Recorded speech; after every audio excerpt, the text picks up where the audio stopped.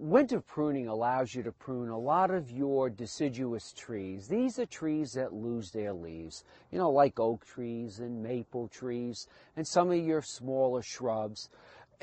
Anything that is diseased or damaged, remember, can be pruned pretty much throughout the whole year. But what we're going to focus on also is what type of pruning you can do throughout the winter months. And one of those is thinning out your tree. You know, when there's leaves on a tree, it's really hard to see which branches to remove and which branches to leave.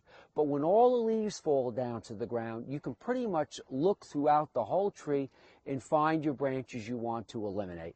You know, some people take a little spray can and spray the ones they want to take. Sometimes I even take a little ribbon and tie it on a branch I want to take. But I walk around the tree again and again to really evaluate the tree. Because remember, once you've pruned a branch, it's gone.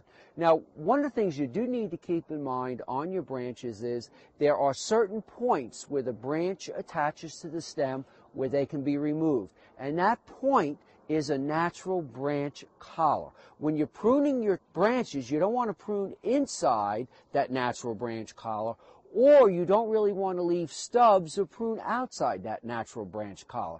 And here's a great example of a natural branch collar, which we'll go ahead and prune. To relieve the pressure on the branch, if the branch is small, just take a hand shears and you can go through just like that and prune, so that reduces the weight. It is important when you start pruning that you notch underneath so you don't strip down the bark. And I'm cutting right outside the branch collar, and it's really quick and easy. And that's it. It's that simple. Improper pruning and leaving stubs like you see here puts the plant in a disadvantaged state. It really can't heal from this type of damage. And you'll sometimes notice even splitting down the bark. But what you want to do is come back and cut to a bud or to a branch.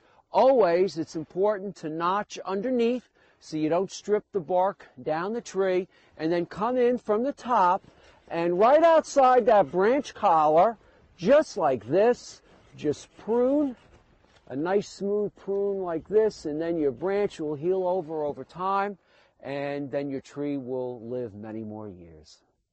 You notice that I'm standing on the ground and I'm not standing on the ladder.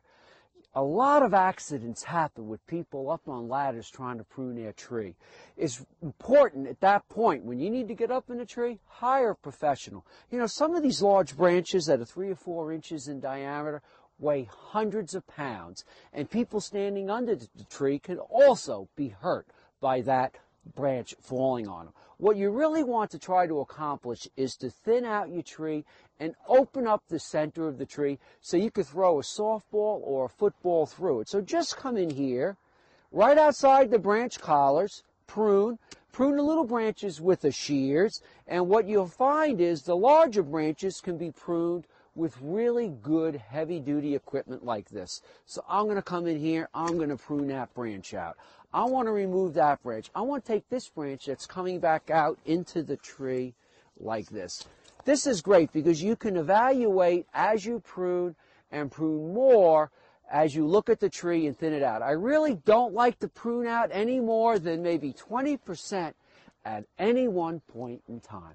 I'm Mark Viette. Join me next time in the garden.